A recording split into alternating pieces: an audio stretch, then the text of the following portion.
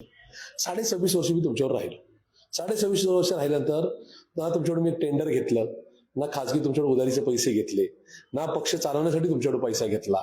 किंवा माझे इतके नाही का राजकीय गुन्हे कोणावर दाखल नसतील. राज्यात 237 राष्ट्रवादीच्या नावाने 237 आंदोलन घेणारा एकमेव पक्षाचा कार्यकर्ता, राष्ट्रवादीच्या जन्मापासून आतापर्यंतचा.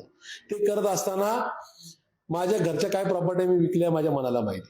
मी माझा व्यवसाय किती बाजूला ठेवलाय माझ्या मनाला माहिती. वैयक्तिक जीवनामध्ये, कौटुंबिक जीवनामध्ये काही गोष्टी घडल्यानंतर सुद्धा पक्षाच्या नाही का जे काही ध्येय धोरणाला पुढे नेण्यासाठीची प्रायोरिटी पहिली समजली.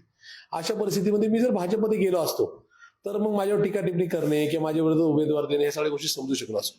पण मी एकतर मला शेवटच्या क्षणापर्यंत मी काँग्रेसमध्ये म्हणजे इतर कुठल्याच पक्षात जाणार नाही याची तजवीज करणे. मी स्वतः सांगतो की मला भाजपकडून ऑफर आहे, मला शिंदे सेनेकडून ऑफर आहे, मला अमक्या गोष्टी द्यायची ते कबूल करतात.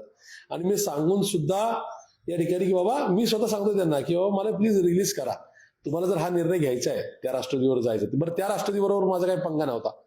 अजितदादांच्या खूप विश्वास सहकारी होतो. म्हणजे जर शहर म्हणून जर लक्षात घेतलं तर पहिल्या 5 मध्ये मी होतो दादांचे.